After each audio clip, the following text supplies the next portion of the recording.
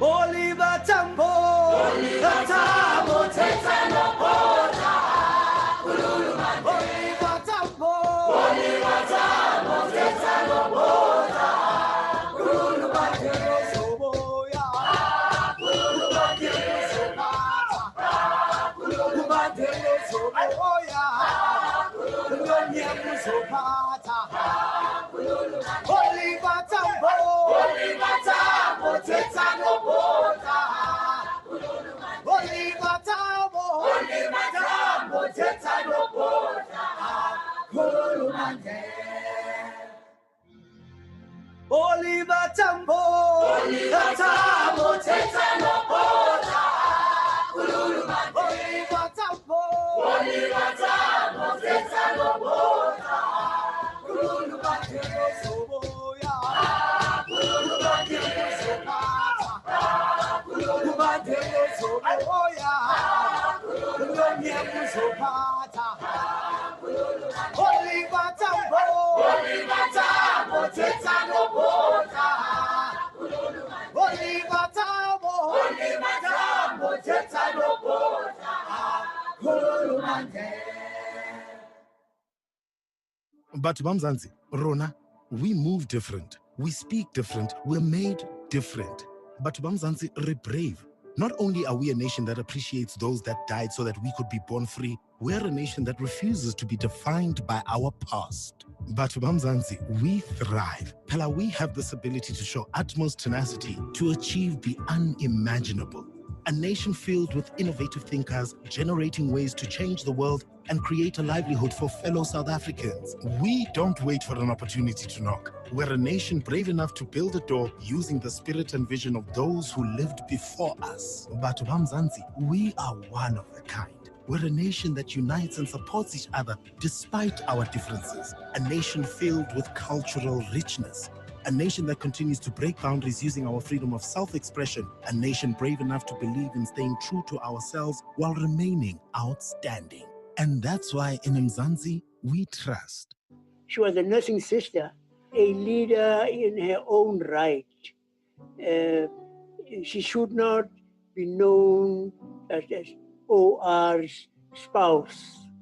It is she in her own right doing the things that she was able to do. I got a job at the Royal Northern Hospital and later at the Whittington Hospital. The salary was not enough to keep me and the children and pay the rates and the rent and everything. So eventually I had to take 2 jobs. So I worked 12 hours on night duty and 8 hours on day duty, and that made 20 hours a day.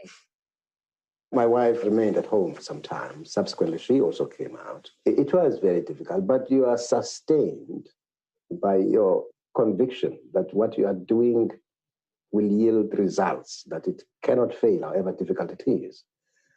And I often left my wife lying in bed ill with the children and came and spent a day and went off to the next place. And I was flying up and down to try and build support, international support for our struggle. Good evening. I would like to open this evening with a quote from the book Nervous Conditions by Tsitsi Dangaremba, who, in case you missed it, gave the Oliver Tambo Memorial Lecture this past Tuesday. The victimization I saw was universal. It didn't depend on poverty, on lack of education, or on tradition. It didn't depend on any of the things that I had thought it depended on. Men just took it everywhere with them. My name is Zengeziwe Msimang, and I am the CEO of the Oliver and Adelaide Tambo Foundation and your host for this evening. I would like to acknowledge the chairperson of the Tambo Foundation, Dr. Duma Ngosi. I would also like to acknowledge our trustees as well as the Tambo family. Our organization is named for two giants of the struggle for freedom in South Africa. Both spent 30 years in exile.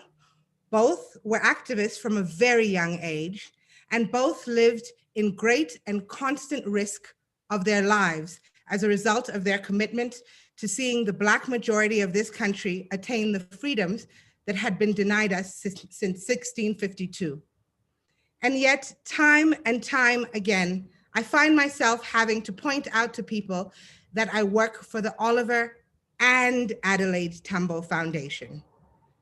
In a recent conversation with Babalwa Magolwana of the Nelson Mandela University, she pointed out to me that in his 2005 book, Biases in African Historiography, Paul Zeleza argues that until recently, historians have been preoccupied with political developments, wars and battles, and celebrated the lives of great men.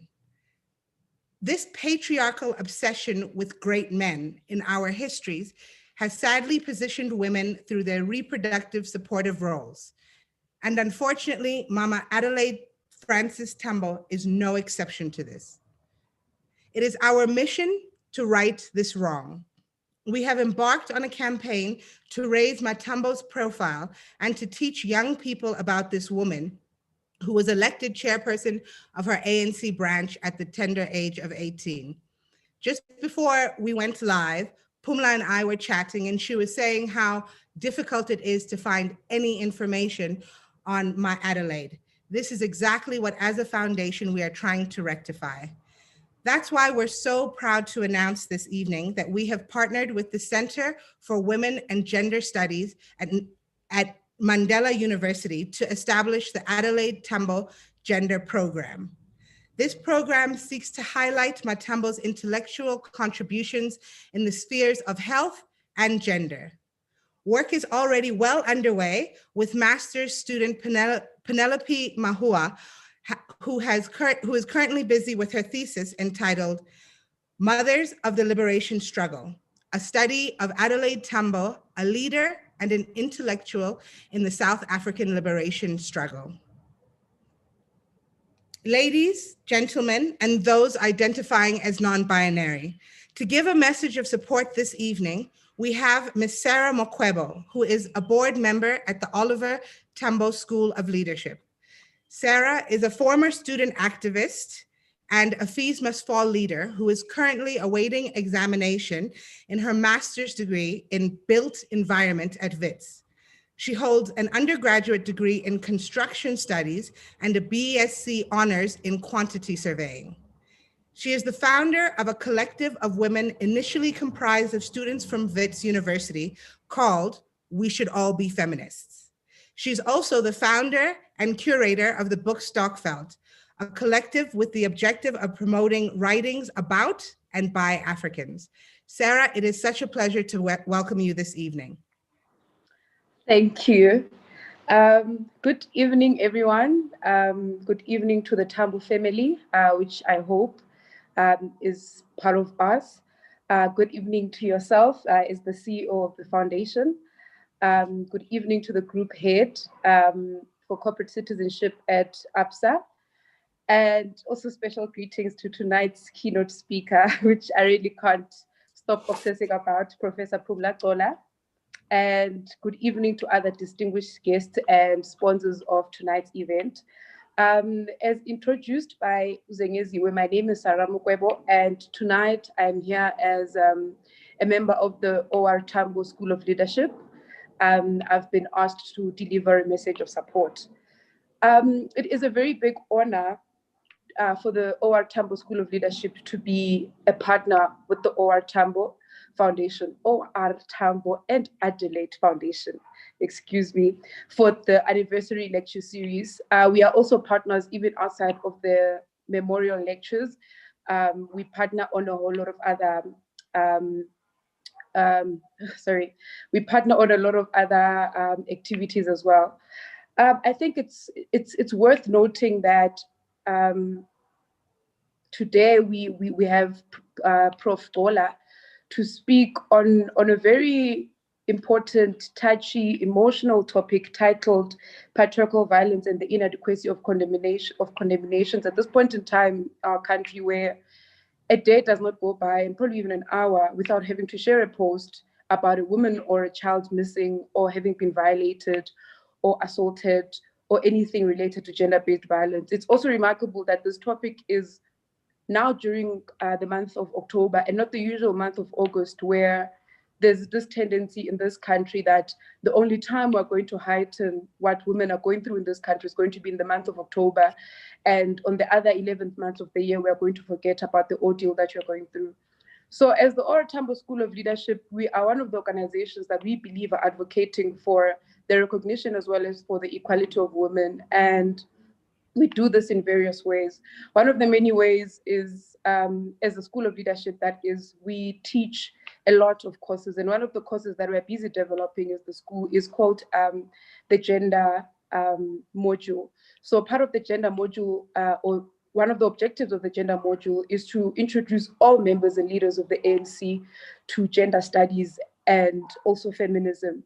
And with time, we're then going to develop even much more advanced courses in instances where people want to pursue or further their studies in gender studies with the OR Tambo School of Leadership.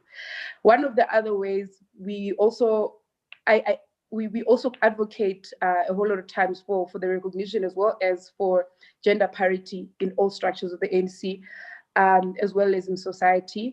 As the school, we still are an organization, if I should say, still experiencing challenges with having as many women as we'd like to, as well as people that identify as queer and non-binary. But then this is not, and it should not serve as an excuse. And one of our responsibilities, honestly, is to always go out in society and find many ways to heighten and to also make women visible. As you've said, that, for example, Comrade Adelaide Tambo is someone who's at first reference is known as OR Tambo's wife and not an activist in her own right. I, for example, I'm a person, each time when I speak about the Youth League, I always want to mention that Comrade Adelaide and also Comrade Albertina Sisulu can be dubbed founding members of the ANC Youth League, because there's a whole lot of work that they did in the same way that Comrade Winnie Mandela has done.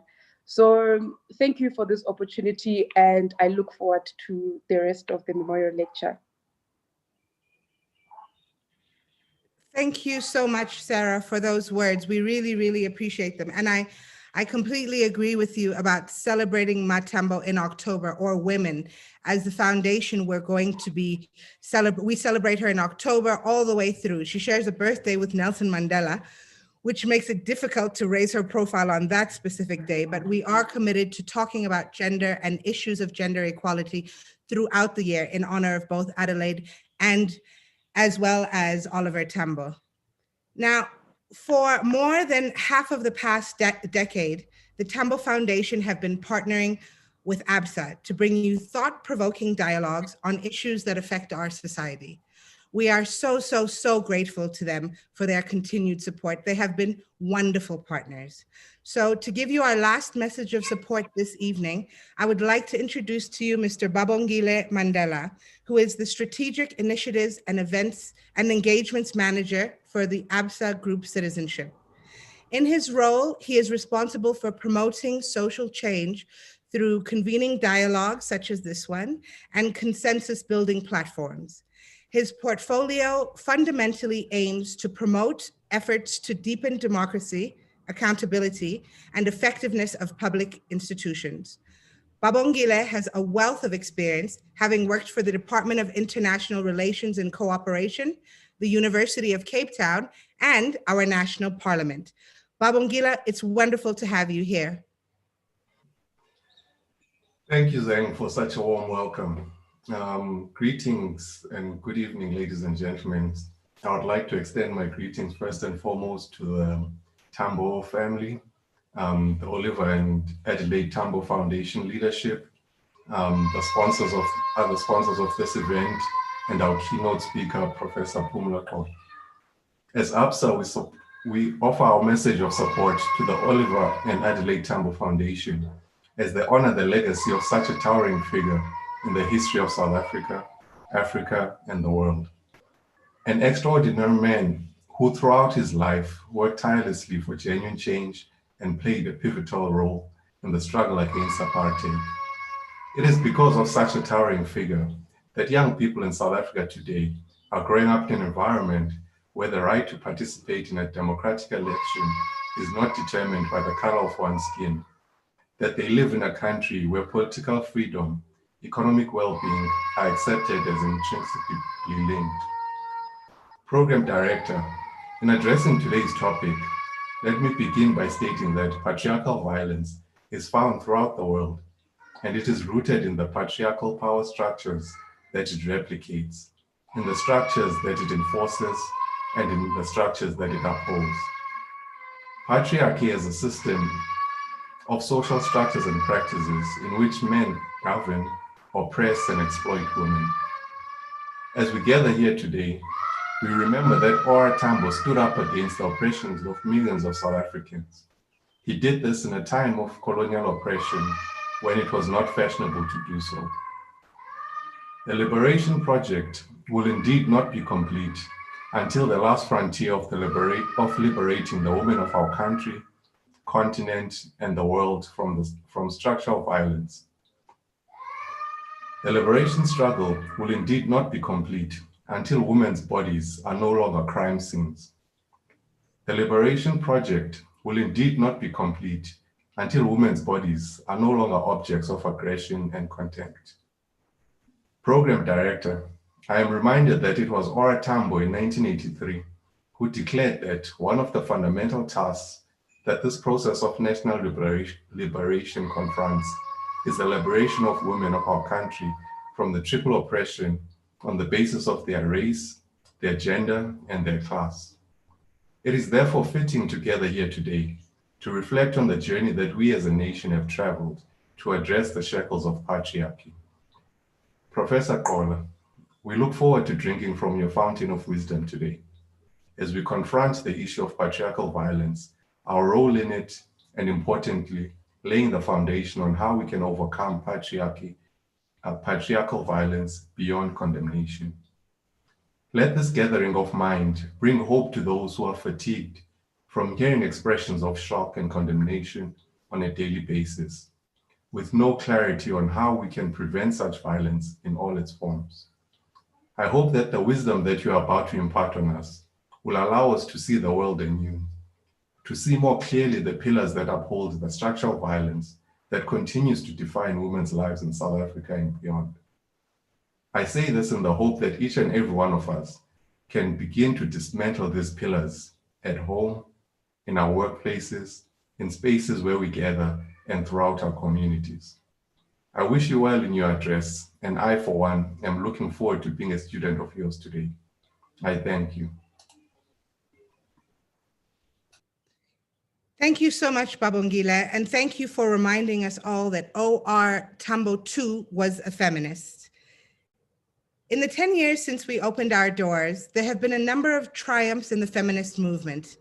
Intersectional feminism has, after far too long, begun to receive the attention that it deserves as a critical tool of dismantling patriarchy.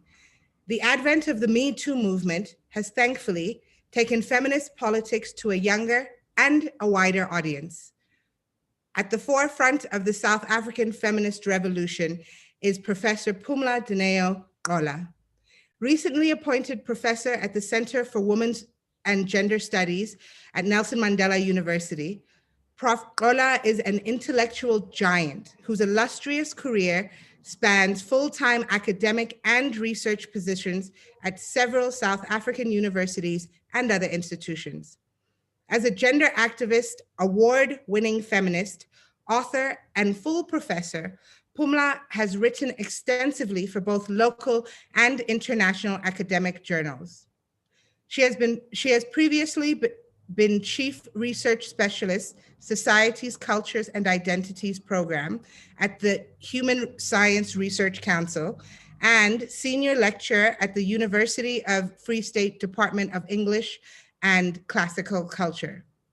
PUMLA's research focuses on slave memory in the African world, Black consciousness literature, womanism and feminist literature studies, Post-colonialism, Post-apartheid public culture, African feminist sexualities and rape. PUMLA is the author of 4 books, the most recent entitled Reflecting Rogue, Inside the Mind of a Feminist. Before I welcome the feminist rogue to take our virtual stage to deliver this evening's lecture entitled Patriarchal Violence and the Inadequacies of Condemnations, I would like to play one more short clip by O.R. Tambo, taken from the film Jewel in Our Crown. Thank you so much to our executive producers, Dali Tambo and Kamsila Naidu, for allowing us to use these powerful clips. Although it is clear that Tambo is referring to racism in South Africa, as I watched this clip, I couldn't help but think to myself, this perfectly articulates how I and so many women across our country and our continent feel on a daily basis.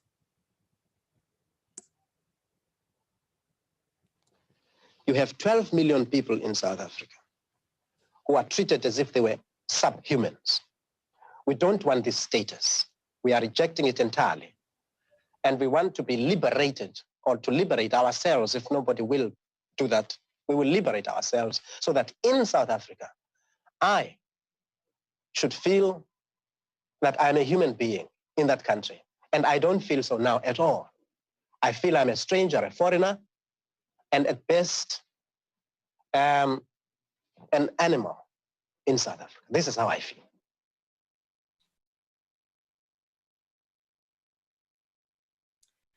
Good evening. I am honored to have been asked to present the O.R. Tambo lecture, or in the series by the Adelaide and Oliver Tambo Foundation. Thank you, Ms. Zengeziwe Msimang, CEO of the Tambo Foundation, for asking in a manner so magical, it rendered no an impossibility. And to Natasha Ali, for your elegant patience, humor, and all manner of assistance. I would like to acknowledge the families of Adelaide and O.R. Tambo, their friends and their comrades, the trustees of the Tambo Foundation. I'd like to also acknowledge the leadership and representatives of the Tambo Foundation's partners, Lulu Johnson and Pumeza Ceza from Brand South Africa, SAFM, Mr. Babongile Mandela, who was so generous in his welcoming and his message of support from ABSA, and someone that I am delighted to see again taking up another leadership position, someone I haven't seen since my days as a professor at Wits, where she was an activist, Sarah Mukwebo, from the O.R. Tambo School of Leadership and City Press. Almost as soon as I accepted this huge honor, I began to realize the enormity of accepting such a task and was overcome with a paralyzing combination of fear and regret. Although I never met Adelaide and Oliver Tambo and know them only from their legacy, such a legacy is very much alive.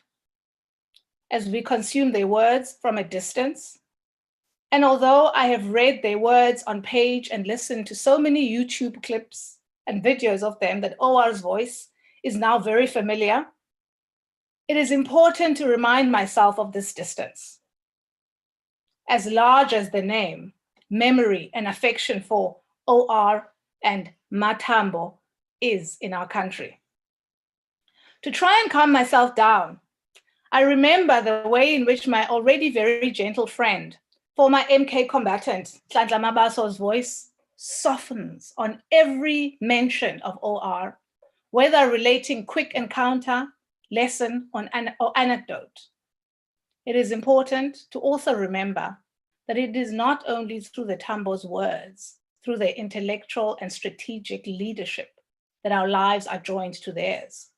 We have to remember that the O.R. Tambo, who, in the words of Nelson Mandela, insisted that each aspect of a difficult problem be discussed and analyzed, no matter how long it took until an agreement was reached. The Tambo whose credo was decision-making by consensus, who insisted in his address to the Special Political Committee of the United Nations on 8 October 1963, which was also the first day of the Rivonia trial, that, and I'm quoting Tambo here, every single day spent in jail by any of our people, every drop of blood drawn from any of them, and every life taken, each of these represents a unit of human worth lost to us. This loss we can no longer afford. This is a Tambo who understood the importance of applying the required lens to a problem, crafting adequate strategies for its undoing, and committing to a path of action for justice unapologetically. The Tambos we need to remember, and the OR Tambo we need to remember, is the one who insisted that no matter how many times the logic of the armed struggle was questioned, it was justified, as he did in a British interview with Jill Neville on 4 November 1985. He said, "You are sustained by your conviction that what you are doing will yield results, that it cannot fail, however difficult it is. In these times where hope can be hard to hold on to." Tambo had words for how to navigate difficulty, saying when engaged in a just struggle, quote, "You are sustained by your conviction that what you are doing will yield results and it cannot fail, however difficult it is." My talk today, the title of my talk today, is inspired by the work, the mobilizing, the political anger, organization, mobilization of Namibian feminist and gender progressives who took to the streets to declare earlier this month that who took to the streets to declare earlier this month that it was a time to break with normal. That in the crisis of gender-based violence, which engulfs Namibia and South Africa, post-apartheid Namibia and South Africa, it is time to rethink normal, that business as usual cannot proceed. They argued Namibia continues to struggle with unpatrolled neighborhoods, despite these neighborhoods not being safe for women, despite evidence of security apparatus possessing the means to patrol them. Namibia continues to struggle with unresolved crimes, especially where they relate to women and children. In many cases, testimonies from survivors even illustrate a nonchalant attitude from law enforcement officers. Namibia continues to struggle with the silencing of rape and sexual assault at schools and on campuses, and an uncomfortable inability for disciplinary bodies to respond for sexual assault and rape allegations. Namibia continues to allow the withdrawal of sexual and gender-based violence cases, even in instances where abuse is clear and where power dynamics may be responsible for such withdrawals. Namibia continues as normal, continues to continue as normal, as though there is no rape, femicide, or gender-based violence crisis at the peak of its manifestation. We say no more. No more press statements, no more condemnations, no more prayer days. We demand action. As someone who had spent a mere month as a university student on 21 March 1990, who was 21 in April 1994, I'm very clear that with all the unacceptable limitations, cruelties, and abuses of power that we see in contemporary South Africa and Namibia, this is not the apartheid of my childhood and early adulthood. To the extent that this is not immediately clear to people who did not live through apartheid, a system whose violence was not just the spectacular kind we saw in the TRC, but whose daily humiliations did not just lie in the actions of powerful men in the state machinery, and whose violence is ongoing in many ways. in our intergenerational trauma carried through slavery and defeat, displacement, dispossession, defeat in anti-colonial welfare, and also in the daily muck of terror and impossibility through which we all had to come, we may well be served to reflect on why the psychologists Norman Duncan, Garth Stevens, and Hugo Canham and their peers have coined the apartheid archive. What they've coined the apartheid archive is so blurry for the average South African or Namibian citizen and or resident a mere 3 decades later. This willful forgetting makes apartheid a woolly matter of the past about which specific moments and forms of brutality are recognizable, but for many are unclear to young people who are the overwhelming majority in both countries.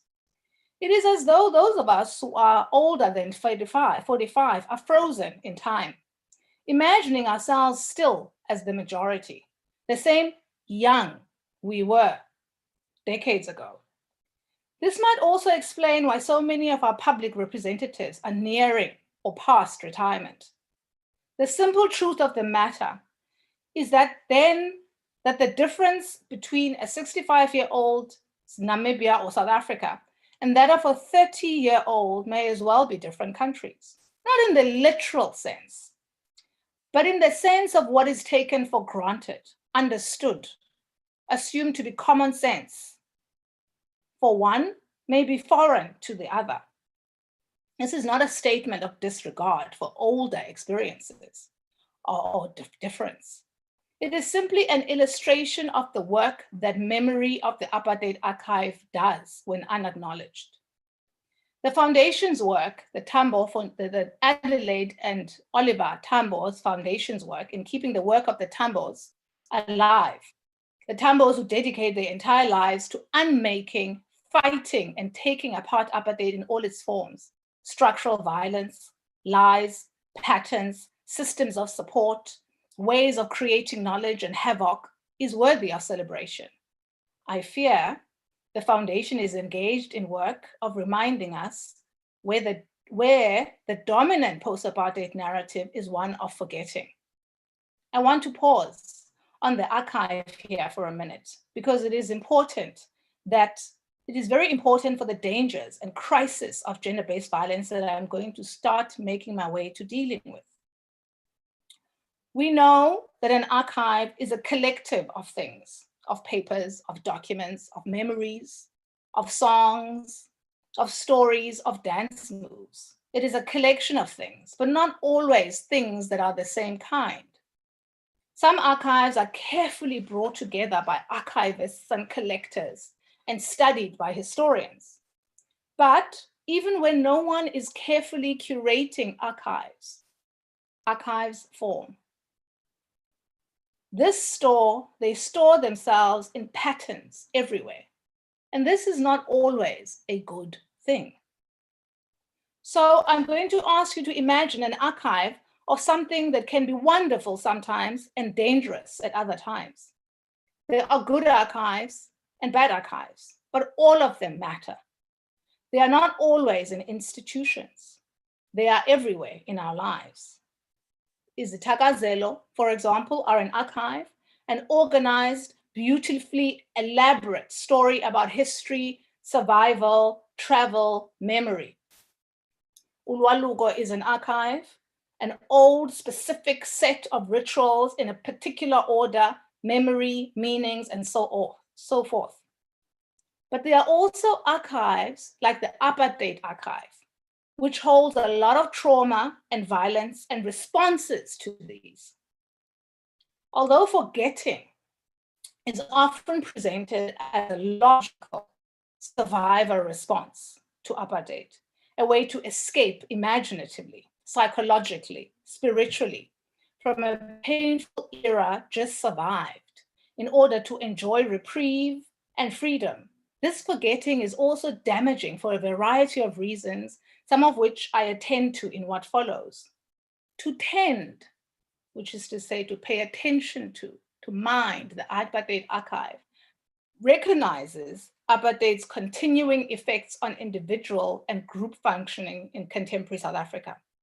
is fundamentally premised on the understanding that traumatic experiences from the past will constantly attempt to re-inscribe themselves in the present, often in masked form, if they are not acknowledged, interrogated, addressed.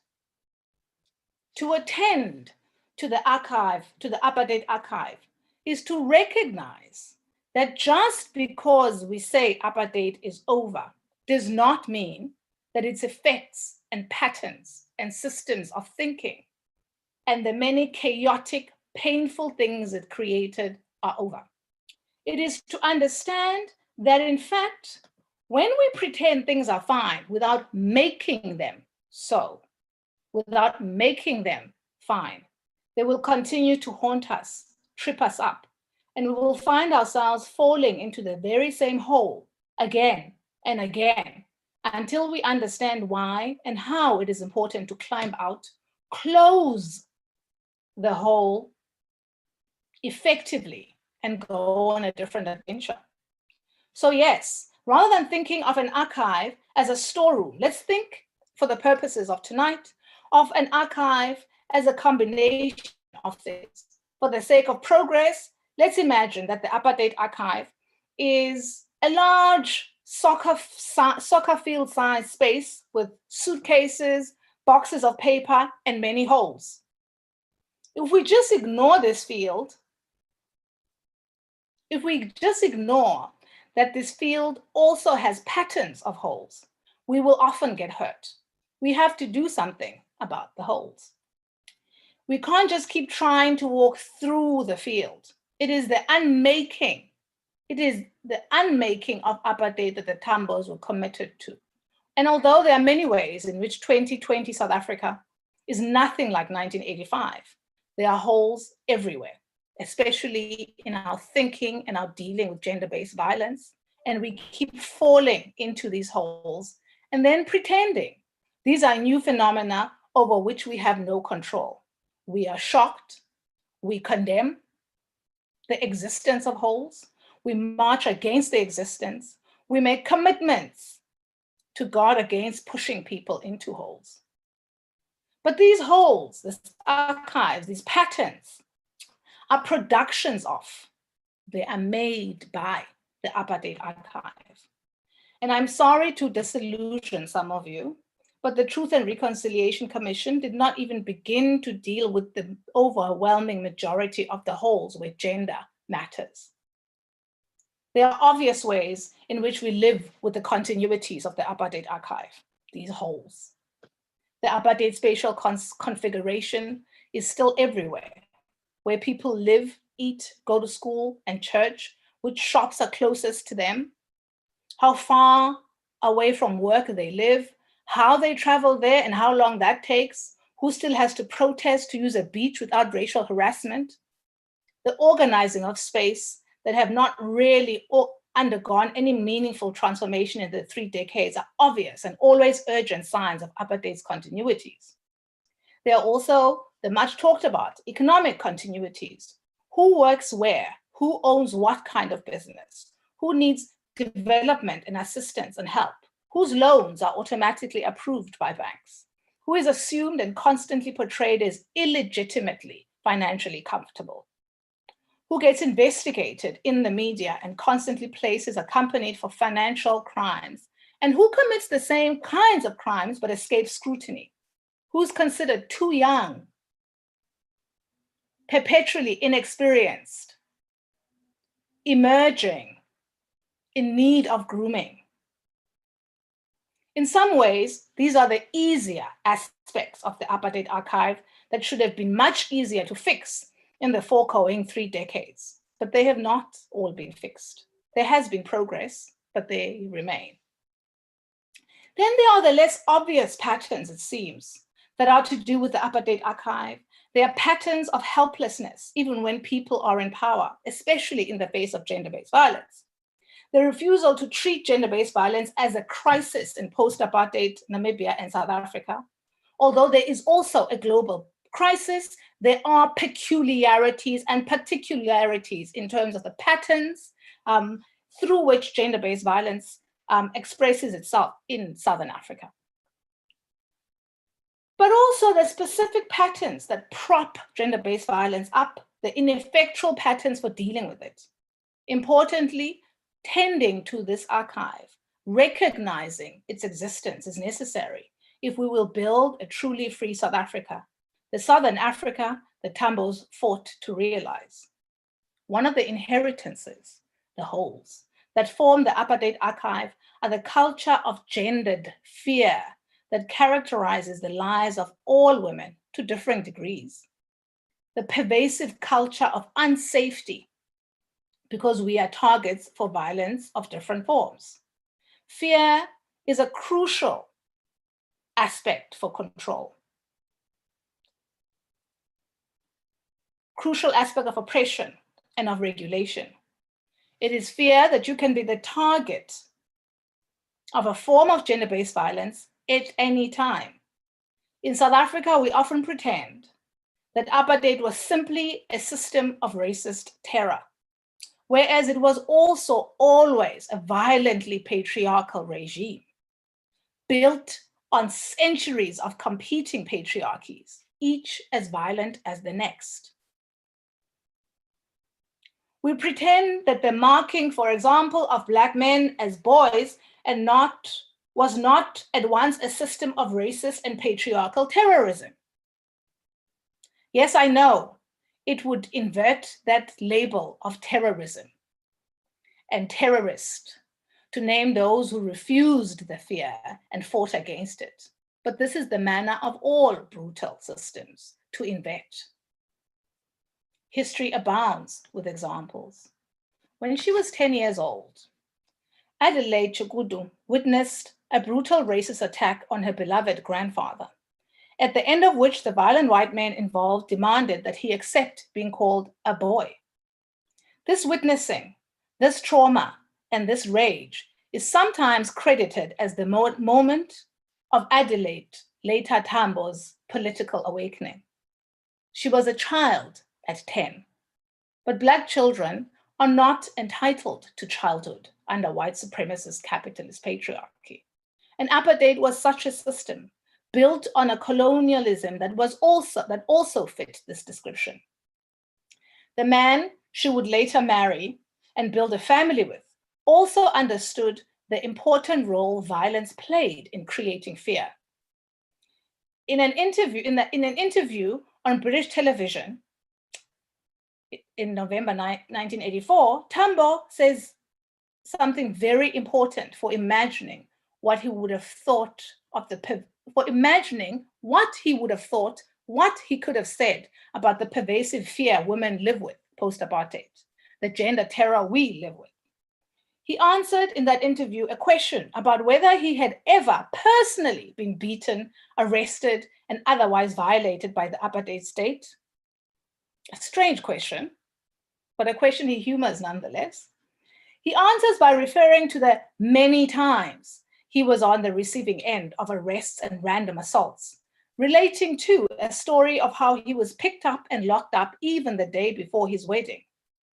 Against this backdrop, Tambo continues, you know, if you're being attacked, if you're being beaten up every day, if you're being shot at, if you're being insulted and subjected to inhumanities and indignities, and you're a man, you're a human being, and this is being done to you by another human being, you can put up with this for some time. But you do reach a point where you feel you must resist and you must fight back. It was very difficult for us not to fight back once you had this violent onslaught on a whole people. In her introduction, the CEO of the Tambo Foundation, Ms. Zengeziwe Msimang, drew links between what Tambo, in the clip that she played between us speaking, what Tambo says about racial terror and humiliation and the ways in which women feel today. When I listened to him in this interview, when I watched that interview on YouTube and listened to it and played it again and again, it seemed to me that these words spoke so strongly to the terrorization, the gender terrorization we see post-apartheid. In my book, Rape, a South African Nightmare, I coined the female fear factory, which I also sometimes call the manufacture of female fear, to explain the ways in which women mostly, but also gender non-conforming people, and men whose identity is questioned, are terrorized.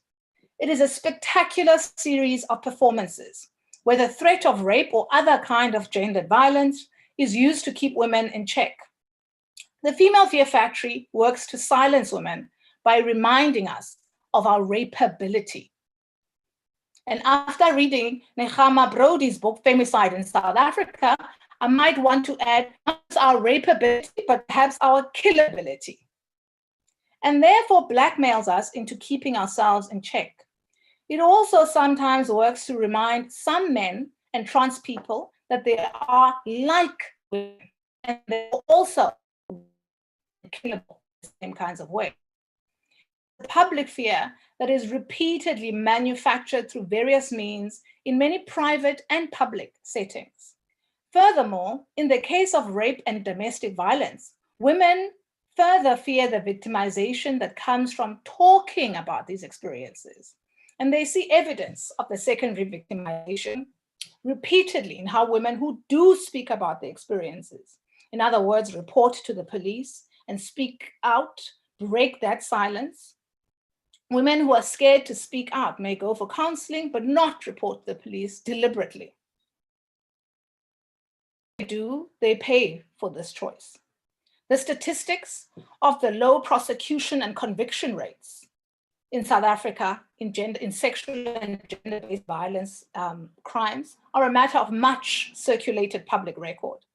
The female fear factory is a lesson in subjugation. And although women are more likely to be raped, beaten, or killed by men they know, Namibian and South African communities are also painfully familiar with narratives of women who were raped and killed by stranger men who felt entitled to their bodies and lives in public spaces, abductions. Uyinene Mrwetyana was a case that gripped the imagination because even though we already live with the female fear factory, we had forgotten temporarily that such attacks are possible in a post office on a Saturday afternoon in a posh suburb in Cape Town. In northern Namibia's Oshikito region, Rejoice Shovalega was stabbed while walking home earlier this year with her friend. An unknown man attacked her while she walked home with a friend. Both Uyinene and Rejoice felt and spoke strongly in their short lives against violence against women. But their understanding of patriarchal violence, they rallying against it, they speaking against it, is unable to protect them from its attacks, from its effects.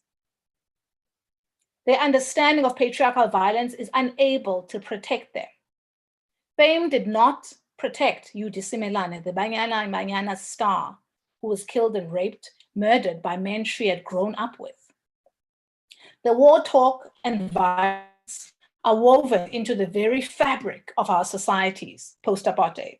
It is true that they are not new, but it is also true that when we end on the point of their not newness, we abdicate responsibility.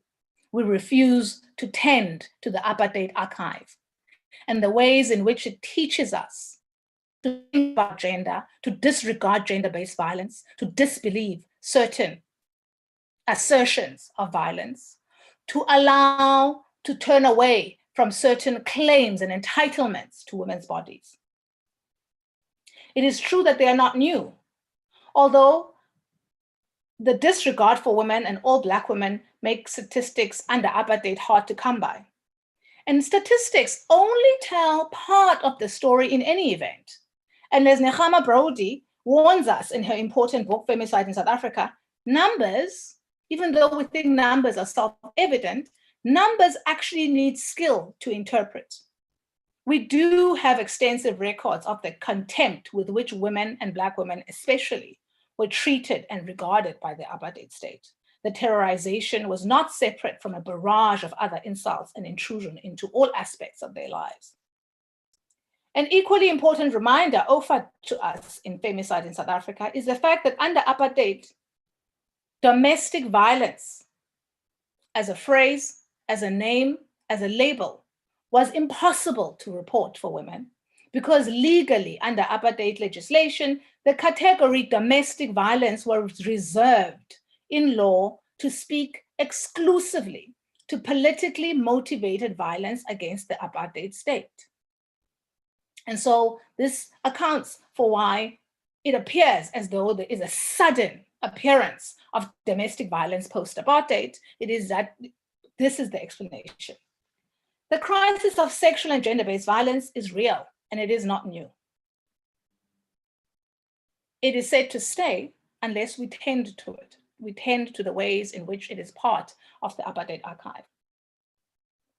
What are we to make of the failure of our post-apartheid societies to make inroads into the crisis? Each time there is a rape or femicide that grabs the imagination, that makes it to the papers, there's an outpouring of grief, of condemnation, of prayer days, and of women's rage. It is as though we are caught in a loop. Here is Tambo again. And this time, I'm going to replace his man with woman. You know, if you are being attacked, if you are being beaten up every day, if you are being shot at, if you are being insulted and subjected to inhumanities and indignities, and you're a woman, you're a human being, and this is being done to you by another human being, you can put up with this for some time. But you do reach a point where you feel you must resist and you must fight back. It was very difficult for us not to fight back once you had this violent onslaught on a whole people. Tambo is speaking about the armed struggle. He makes sense. However, although there are many feminists in our country and all over the world who argue that we should take up arms against men, the way in which women are socialized everywhere makes this unlikely, except in brief, fleeting moments. This is why the female fear factory works. Men know that when they harass and otherwise attack women in public, in private, they are protected by a system that paralyzes women on recognition of the arrival of the thing that they have feared, they have been programmed to fear, the fear they walk through life with, heightened in our case. In other words, this is also why the idea of self-defense classes and arming women is not the answer. It treats the problem as though it is haphazard, new, unpredictable, when it is in fact systemic. To tend to the ways in which what we know, what we don't know, how we choose to act and how we choose to enact patterns of helplessness, even when we are in power, requires that we recognize that this is part of the apartheid archive. So too is the refusal to treat gender-based violence as a crisis in Namibia and South Africa, in Southern Africa. Over the last 3 decades, we have lived in the midst of a deepening crisis of gender-based violence of all kinds. Most recently, activists in Namibia united to hashtag shut it all down, occupying public spaces, streets, refusing to go home for several days until action was taken, not condemnation, not prayer days, no more speaking. Frustrated at the absence of political will to act, given the rising statistics on reported rapes and domestic violence.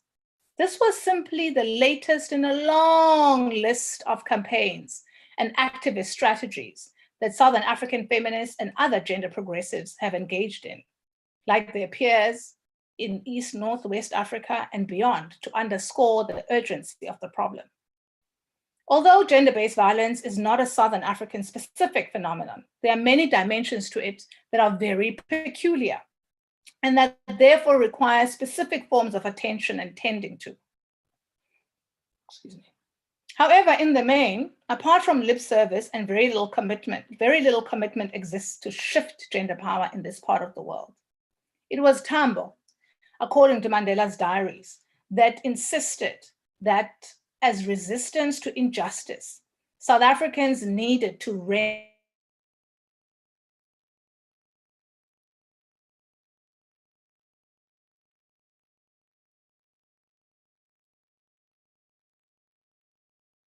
shut down. It is to shut it all down. It is the politics of recognizing that chaos can be a deliberate political strategy that takes on the politics of its users. To organize the national shutdown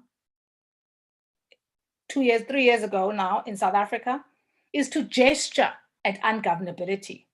To ask, am I next, is to ask the country to see the world through the eyes of a woman, to sit inside the fear, to wonder, not for its own sake, but in order to illuminate and hopefully trigger illumination and change and spur action.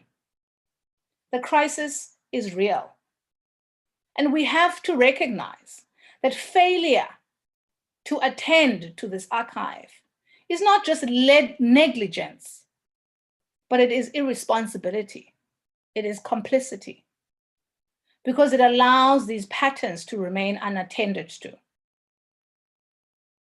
And this complicity is one we see in those in power today, in government, at universities, in schools, in public and private institutions, who stop at condemnation, even as they have the resources to shift public consciousness. Tambo had much to say to inaction and condemnation. He spoke to this repeatedly. Speaking in 1987 on the 28th of May at the Canon Collins, as he gave the Canon Collins Memorial Lecture, Tambo said to those gathered, the times demand that you who are gathered in this hall should progress from opposition to apartheid to identification with and support for the democratic movement for liberation in Namibia and South Africa. This evolution can no longer be avoided.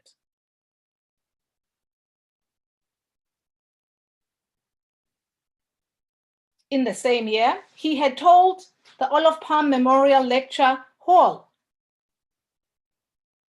that it is important to make South Africa ungovernable and to condemn and to walk away from condemnation.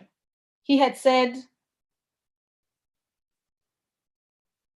my apologies, I seem to have lost my place, okay?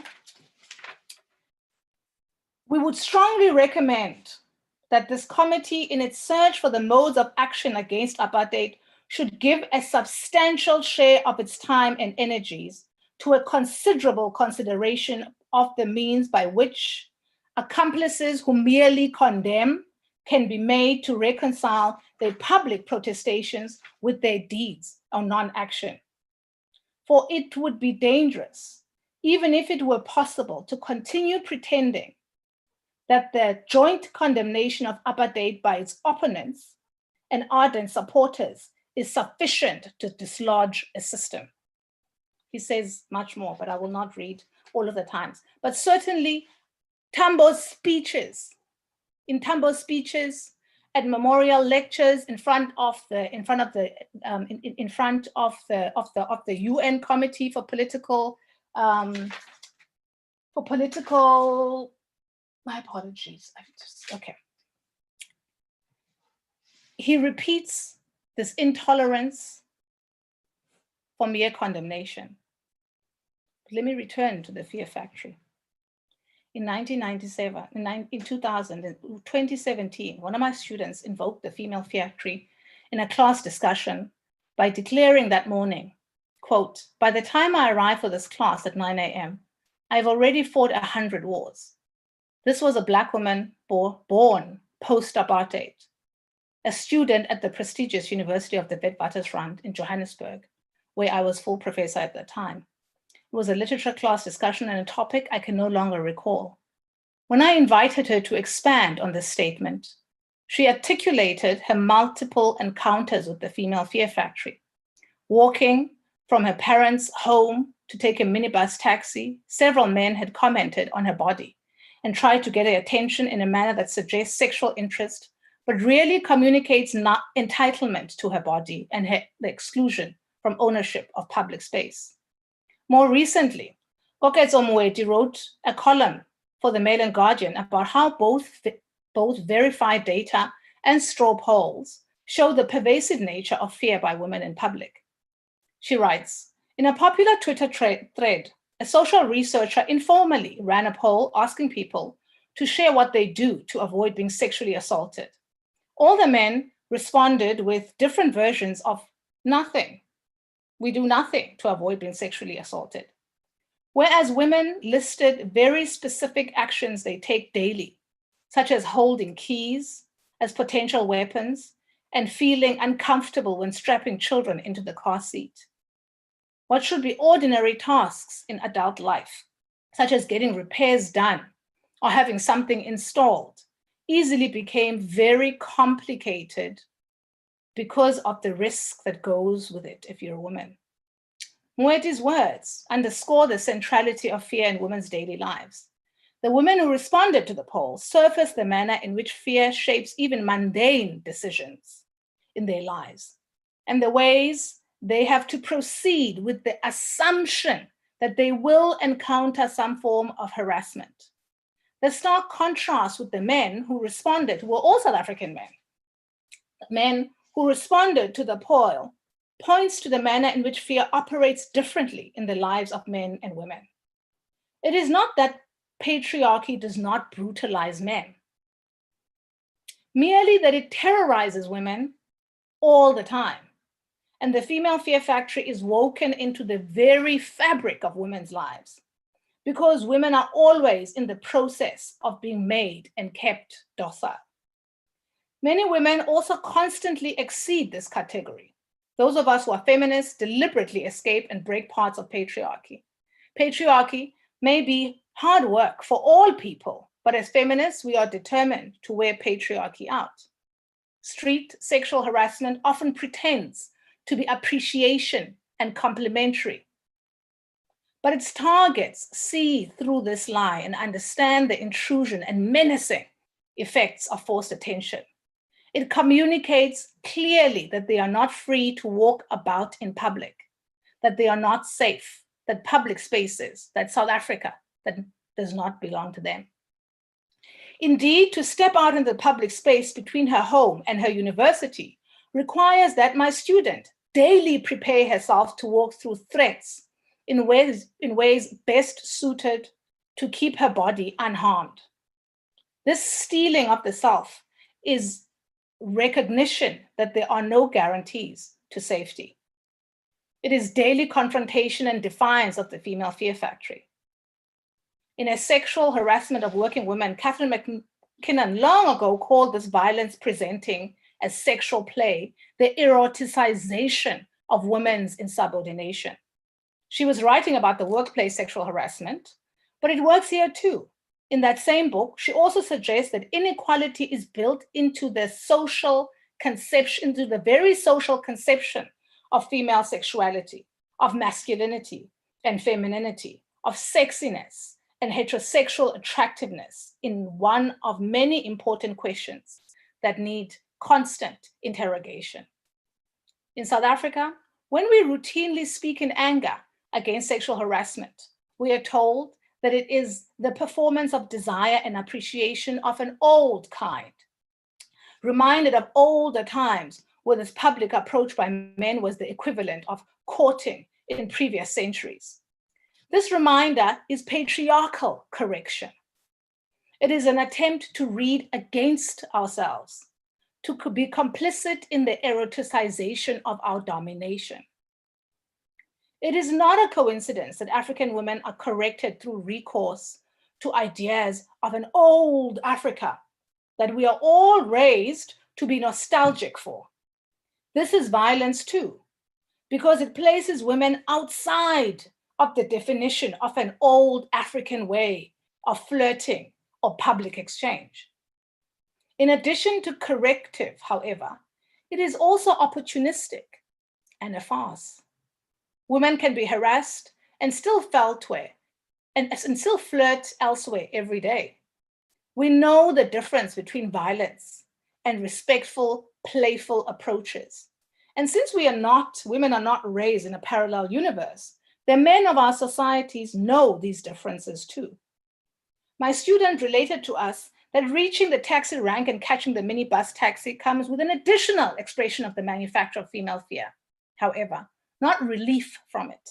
Upon entering the taxi that particular morning, she had experienced anxiety about the failure to jot down the registration after she belatedly noticed that she had entered a white minibus taxi.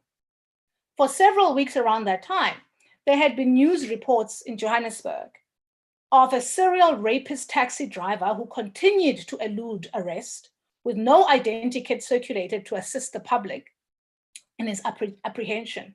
This serial rapist targeted women on Oxford Street in the Parktown area, not far from the two university campuses in Braamfontein and Auckland Park, Wits and UJ.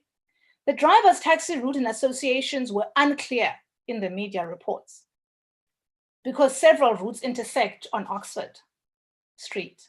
The fact of these news reports, as well as the lack of clarity about the taxi route affected, meant that many women who rely on public transport felt obliged to be extra vigilant. It is important to pause here to imagine what extra vigilance means for women who already occupy public space with this underlying consciousness of their own unsafety.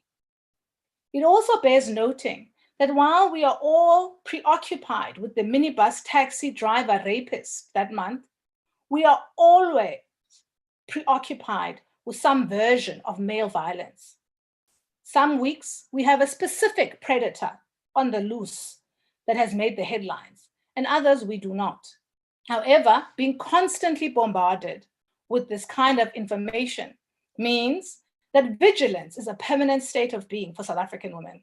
The female fear factory is relentless. The young women in my class then detailed the manner in which further self-awareness, and I'm spending quite a bit of time on this because often when we talk about the female fear factory, it is as though it is a fleeting.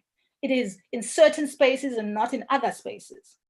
The young woman in my class then detailed the manner in which further self-awareness gripped her as she briskly walked to campus from the taxi drop-off point. This awareness articulated itself as simultaneous knowledge that she could be robbed and groped as she made her way to campus through a few blocks in the Johannesburg CBD and Braamfontein. In other words, she had to walk through fear of ordinary crime and of assaults on her person, which would not be considered crimes.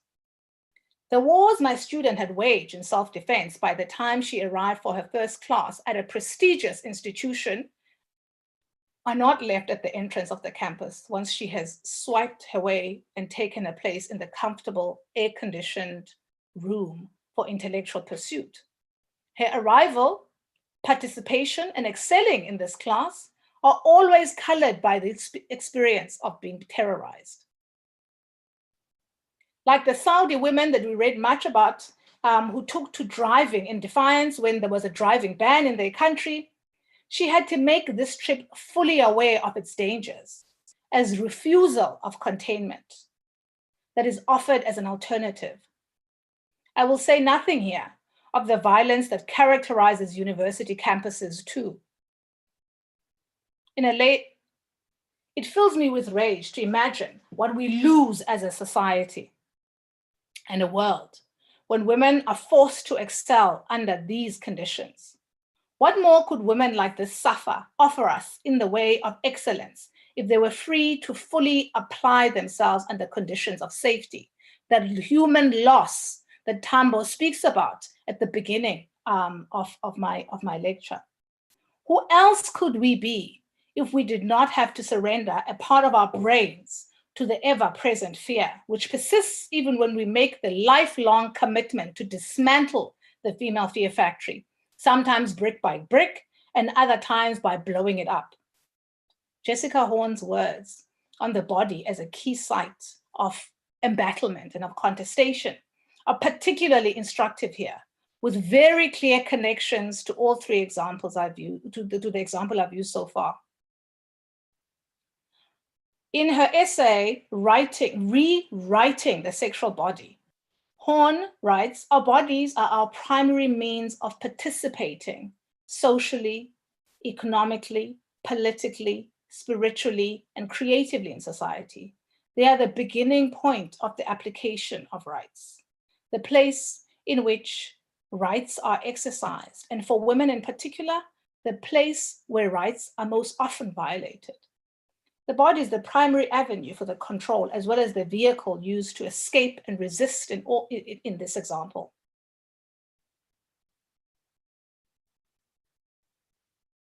In Horn's terms, when my student walks through the street, she's unapologetic in the assertion of what should be her rights.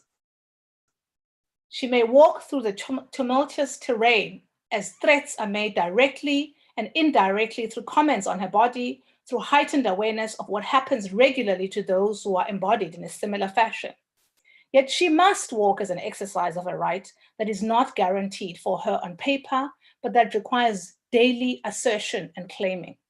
This sounds frighteningly similar to the constant violation that Tambo speaks about, that he speaks to in his response to Neville in that British interview I started with. An end to the crisis is not mysterious. Namibian feminist Laura Sussman insists, it is simply that we want to put an end to male sexual entitlement, put in place ways of teaching against male sexual entitlement, associated with the sexual violence and abuse that women continuously are exposed to. We want to claim or reclaim the public space and have support for those we put in power. Public spaces which women and girls are barred from for fear, yes, fear of physical and sexual violence, harassment, and discrimination by idiotic creeps. It is a long time from 1985, South Africa, and yet in this respect, it is as though we have not moved. What would Adelaide and Ora Tambo say to our unimaginative response to this entitlement? In the event that I have not been clear on why condemnation is a cop-out, unacceptable, woefully inadequate, let me present Adelaide Tambo's words as a parting shot. As she accepted the honorary doctorate in law from the Haverford College in Pennsylvania on the 16th May 1982 on behalf of Winnie Mandela, who was not allowed to travel, Adelaide Tambo says, all fine phrases and equivocations notwithstanding, it has become clear to us that the government of the United States, she says, has aligned itself on the side of the apartheid regime. I'm going to reread that with gender post-apartheid in mind. All fine phrases and equivocations notwithstanding, it has become clear to us that the government of South Africa and Namibia has aligned itself on the side of patriarchal violence. What does attending to this archive on gender-based violence look like when we move beyond shock and condemnation, beyond loud declarations of allyship, beyond conditional support, if we do X rather than Y, to action, which may not be the armed struggle of women against men, but what does such action look like? What is decisive, committed action? We know what it is not. Thank you.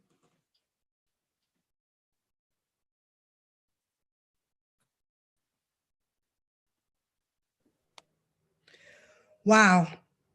Thank you very, very, very much for that, PUMLA. I'm literally, that was amazing. And I think you raised so many important points that literally speak to the heart of why we're doing this tonight, but also the difficulties that people don't realize, the constant vigilance that women live with, always having to plan 5 steps ahead just in case there's no danger lurking around the door. It's exhausting. It's exhausting. And it was really wonderful to hear. I have to move quickly because I want to move to the questions so that I make sure that all of the questions are covered.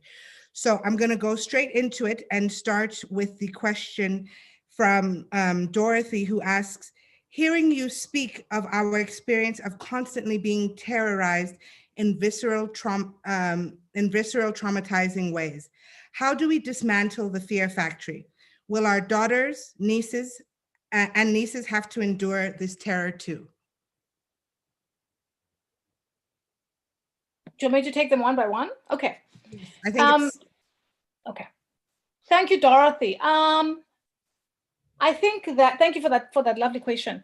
I think that part of how we, in Rape a South African Nightmare, the argument I make about how we dismantle the female fear factory is to disrupt patriarchal violence when we witness it, because the female fear factory survives on the assumption that we are all trained to look away. I tell that example, which I probably told too many times, that example of Lebupule who walks into a shop in the middle of Johannesburg, and she encounters a scene of sexual harassment. And even though there are multiple adults inside the shop, they watch this young woman be harassed by this young man.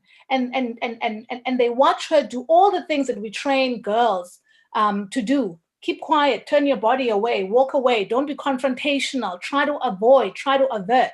But of course, we know it does not work. We know that all of these lessons to modify our behavior are a con. They're implicated in the female fear factory. And so what she does in that instance, which helps me begin to think about how exactly we might disrupt, how we might take apart the female fear factory at an individual basis. I mean, I think there's a different sense in which how we do it when we are people in power, when we are public representatives, when we are CEOs, when we are presidents and ministers, when we are vice chancellors, when we are school principals, when we are, I don't know, registrars at hospitals. There's a different way in which that responsibility and obligation rests with us. But I think at the individual level, we need to render the violent people in our midst unsafe. The female fear factory works because violent men know they will get away with it. In that Lebupule example, she speaks up in rage, she yells at him, and he flees, stunned. And I like to imagine what it would look like if every time someone wanted to, a young man, an older man, wanted to harass someone sexually, they had to stop themselves because they were not sure there might be a crazy, enraged woman in that midst. I know that I often worked on my then very young son's nerves when sometimes I would be driving him from school and I would encounter someone twisting someone or someone pulling, and I would stop in the middle of the street and hoot like a maniac. I don't know if that's always effective, but I think that if this is the awareness, if we then begin to shift the safety that violent people feel in our society. That's one contribution, but I think that it is something that we also need to perhaps collectively apply our minds to. Thank you very much for that. I'm going to ask a question from Anne Langwat. I hope I'm pronouncing it correctly. And she says, regarding the analogies of the struggle against apartheid and the struggles against patriarchy, do you have any thoughts on the issue of international solidarity in these struggles? And she adds, greetings from Denmark. Hello, Denmark. In Denmark. In Denmark, Look, I think that part of what it's an analogy that only works to a certain extent, right? It's an analogy that requires that we pretend apartheid wasn't always already a violent patriarchal regimes. But of course, we use analogies to illustrate something and to simplify something that otherwise looks complicated.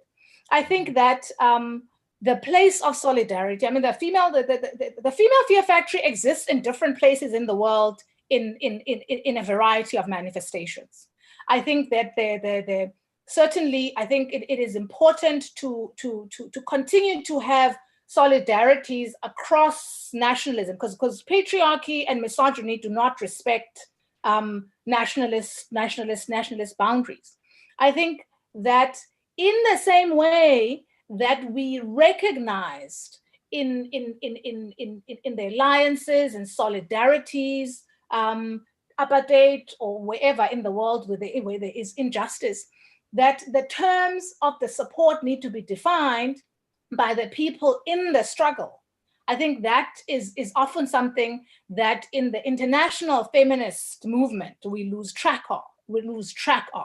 So it isn't that there isn't a place for solidarity, but it is also that even as feminists, we often have to work against other ideas that we have about what solidarity looks like, about what help looks like, and so on. And so there is a place for feminist solidarity in any instance, not just for South African women and Namibian women, but for patriarchy and patriarchal violence everywhere. And we certainly are seeing that we are in the grip of an explosion globally of patriarchal violence. It often feels like we're back in the in the 80s, in the early 80s or 70s in the world, in terms of race and in terms of gender in the world.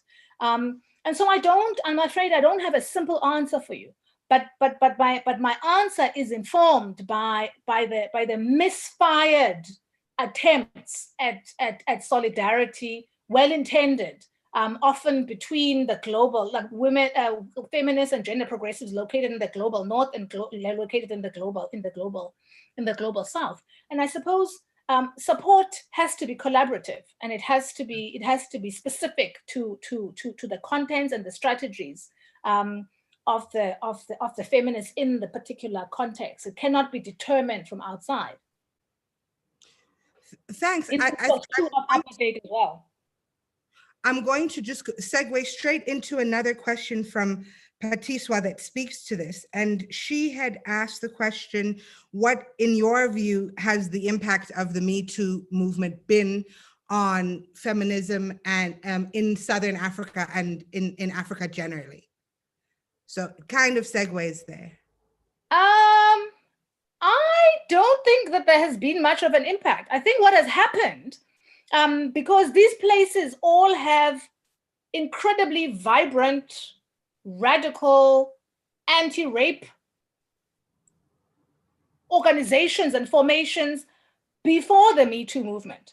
I think what has happened is that the Me Too movement, because of where it is located, where it comes from, even though it comes from, it is originally coined by an African-American woman and so on, but because it confronts the world from the US, part of what often happens then is that it is assumed to supplant struggles against gender-based violence in other places. And so you start to hear people arguing, for example, they say, oh, we need a Middle Eastern Me Too movement. But of course, there are Middle Eastern radical feminist movements against gender-based violence that predate this. You hear, when is the South African Me Too movement? And you think, did you miss 2006? Did you miss 2000?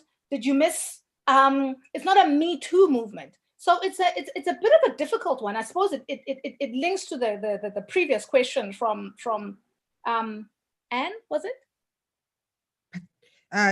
It was from Anne, yes. Anne in Denmark, which is a very important question, which is about how those strategies and linkages happen in the world. So I don't think it's had an effect. I think what the effect it's had is the hypervisibility that comes with even radical thought and movements and cultural formation that travel on the back of the US media machine. But I don't think it has radicalized anybody in this I think it's the same people who've been doing the same work, the same spaces, the same organizations, slightly shifting strategies, which certainly aren't the ones that we see in the Me Too movement in the US. But I know that there are many feminists who disagree, and I welcome it. I mean, I'm a feminist precisely because I like the disagreement. Now, I want to find out from you and in my work, I obviously deal a lot with veterans, and I found MK veterans. And when I found that when I tried to do stakeholder engagements with women who are in the MK specifically, it's very, very difficult. They're happy to talk about the revolution.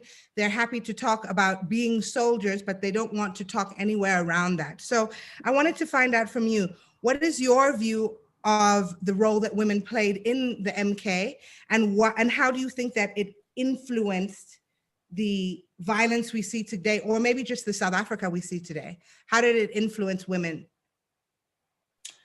I think that, I mean, we from what we know, I mean, I have a very kind of superficial, I mean, I read a lot, but I don't work in this field. So I'm not speaking as someone kind of deeply rooted in the literature on MK women or guerrilla women generally.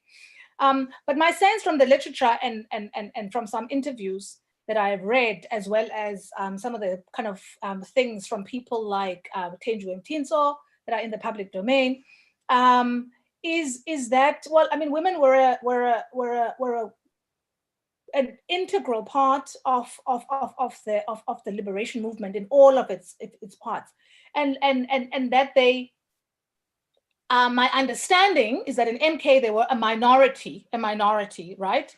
And so often had to battle both. Often had to battle that thing that radical women in movements often have to deal with.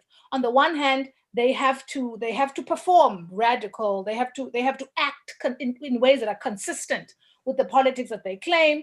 In other ways, they are also constantly read as gendered in ways that men are not.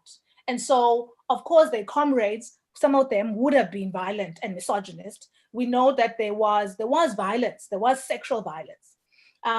But I often wonder whether the reluctance to speak about sexual violence, to speak about misogyny in the camps, isn't motivated by a difficulty which really is a refusal to surrender that terrain. Because we know that so often when women speak their experiences of violation, they get reduced to victims of violence, right? As though they're not victims of violence as well as militant, super strategic operatives. And so I think that it comes, I mean, I imagine that you can't be an MK woman without being incredibly savvy politically. And so it seems to me, I often think that it is a refusal to surrender that terrain and to be read merely as victim and have your role reduced, because we see that happens. It also seems to me that in addition to that, there is that burden that Black women predominantly, but other women of color in parts of the world where that language makes sense, often have to hold the responsibility for the image of the movement that they gave their lives to. So what does it mean? Then if you know that there's an appetite, there's an appetite, and I'm not referring to you, but I'm referring to kind of a more conventionally kind of white supremacist appetite for broken women's bodies, and also that is the same appetite for punishing transgressive women. What are the ways in which radical women, MK women, combatant women in other liberation movements can speak about sexual violence without tainting, in some ways, a movement that obviously they're very loyal to, that they're a very big part of building? And because gender-based violence is often seen as something that breaks down important community, or at least allegations or claims or speaking about gender-based violence often is seen as, and so there's this burden. Then I think that women combatants carry. It's difficult. How do you? And perhaps it's just a challenge of, well, it's a challenge of how to articulate that and retain ownership of a movement that you also built and of a space that you contributed to without being marginalized by it. I don't know what the solution to this would be. I have no idea how you do that, but I certainly would be. It seems to me something that is worth pursuing and exploring.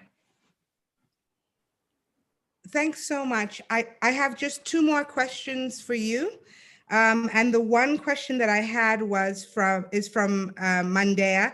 And he says, you mentioned the inadequacy of the TRC in dealing with gender atrocities. In your view, how do we begin this healing process, specifically in the same manner as the TRC?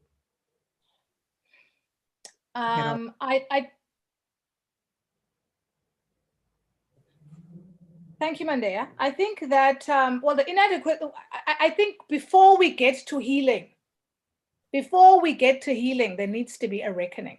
I don't want to talk too much about which model, but I certainly think that, one of the most important things about the TRC is that it made public what was hidden. In the case of gender-based violence, we know it's not hidden. It's the big spectacle and crisis of our countries post-apartheid. And so we certainly I don't think we can even gesture or approach healing when the onslaught is so active and so I don't think we need a TRC healing process. I think what we need is I don't think we necessarily need a TRC type structure, but what I do think we need is to start to think imaginatively about how to institutionally address sexual violence. And we cannot do so without recognizing that it's not problematic people out there, that a big part of why sexual violence and gender-based violence are so huge and are such an ever-present reality in our crisis in our societies is because of how we refuse to look at them. It's because of who takes responsibility. We treat them as legal problems. We treat them as manifestations by deviance. What happens if we think about them as educational problems? What happens if we think about them as I don't know, creative problems? Like what happens if we apply our collective energies across different kinds of institutions to teaching against what makes sexual violence and gender-based violence so pervasive? So I'm afraid I don't think we're going to get anywhere near healing until we make it unlikely to happen, until we begin to do the work of imagining what does it look like to create a rape-free, domestic abuse-free, femicide-free, homophobic-free, transphobic-free Southern Africa. And what do we need to build now in order to create the kinds of people who can occupy that space? Otherwise, healing is not possible. And our last question for this evening is from Sarah, your former pupil. And she is asking, what do you think are the reasons for the resistance or refusal to recognize patriarchal violence as systemic violence, as it's usually treated as person-to-person, individual or isolated incidents? So I have a very short answer to this question, Sarah. I think the resistance is because people are invested in patriarchy. I think that it is a recognition, actually, that we cannot, and even though people want to march against rape and think we can just end rape, we are a very sophisticated society politically. And there is a fundamental understanding that dealing with patriarchal violence meaningfully requires taking apart patriarchal investments, languages of gender that people have a deep investment in. People want to hold on to the seemingly tidier, less crudely violent aspects of patriarchy. But I think that feminists and other gender progressives have made enough noise in these societies for people to realize it's not actually possible to end rape without rethinking heterosexuality and heterosexual relationships and marriage and how we socialize boys and boys and girls. And so I think that's the real answer. I mean, there's a nicer answer, but I don't believe the nicer answer, so I won't share it. Thank you so, thanks for not sharing the not nice answer. And thank you very much for joining us this evening. We really, really do appreciate it. Unfortunately, I have to move on and start wrapping up. So I would like to, in order to give the vote of thanks this evening, I'd like to call upon Mr. Lulu Johnson, who is a member of the board of Brand South Africa, one of our multi-year partners and the organization responsible for taking our brand, Brand South Africa, to the world. Lulu was a member of the youth movement through the Young Christian Workers, COSAS, and the ANC Youth League. He was a member of parliament between 2004 and 2019, where he chaired a process of legislating the formation of the NYDA and its inaugural board. He also chaired committees of agriculture and forestry, plus water and sanitation until May 2019. He currently serves on the board of the Nelson Mandela Children's Fund, among other nonprofit and profit-making organizations. Mr. Lulu Johnson, thank you so much for joining us to give us your vote of thanks for this evening. Thank you, Zengi. What a profound input that deals with the realities that were confronted in this country, this day and age, way into our democracy.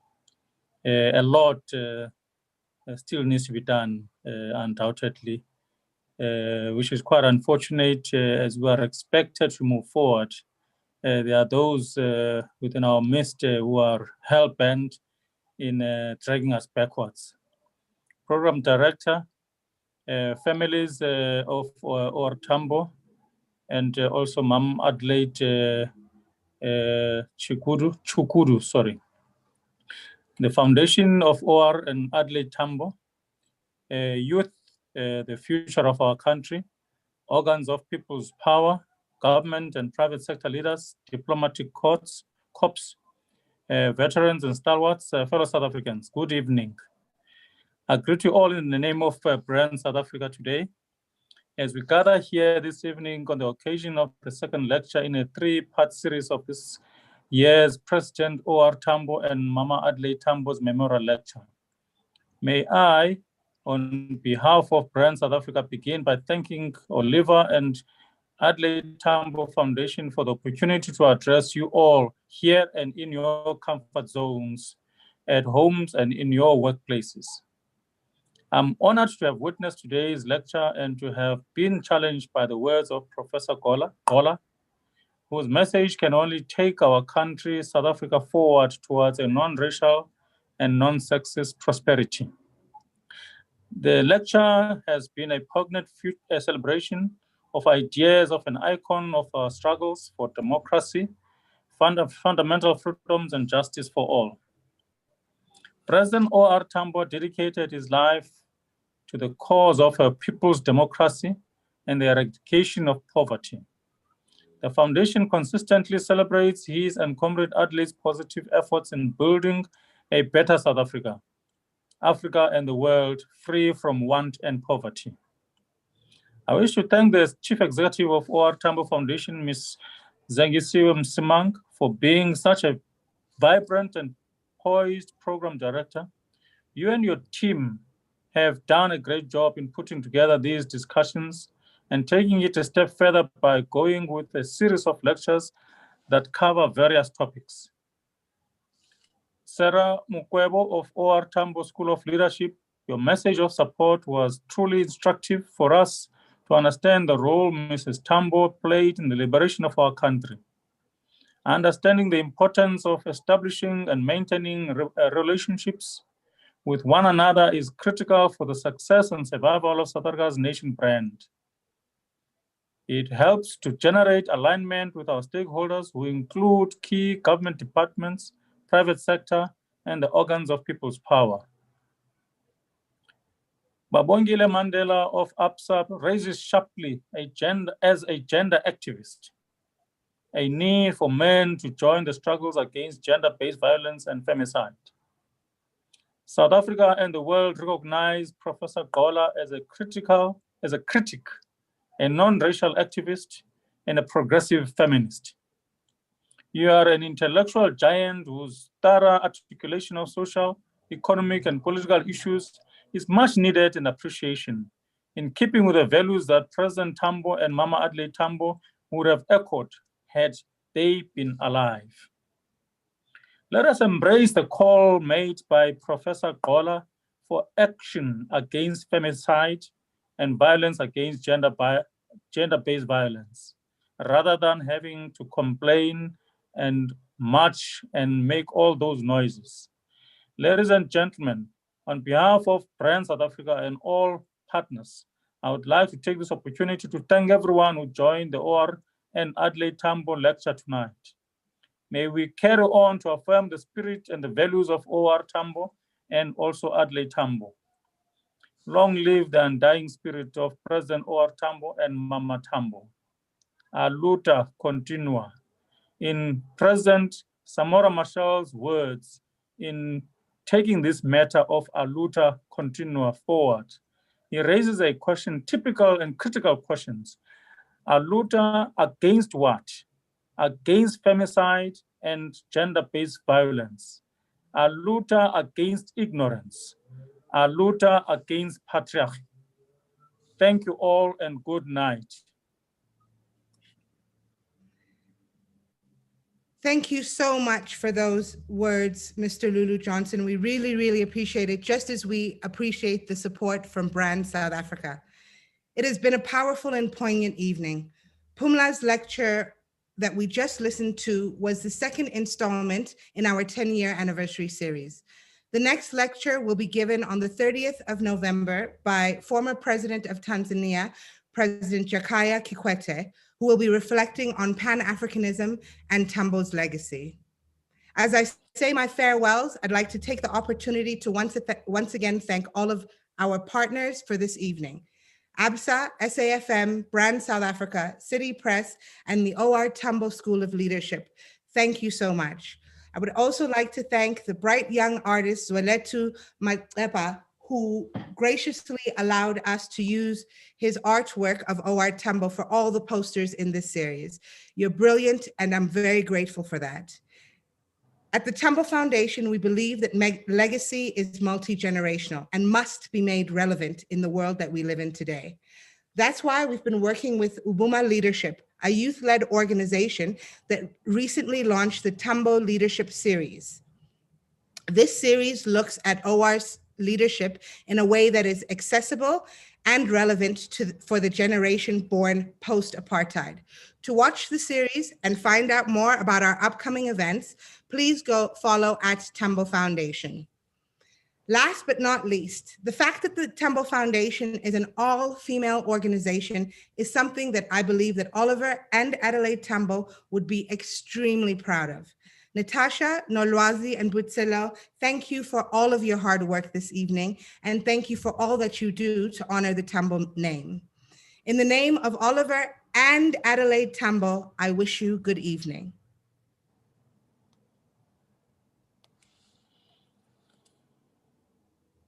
She was a full-time mother, a full-time worker, a full-time ANC activist. They were the two sides of one coin. We had all resolved, the older generation, that we take a resolve. Whatever happens, we will fight tooth and nail. with our children until freedom is won in South Africa.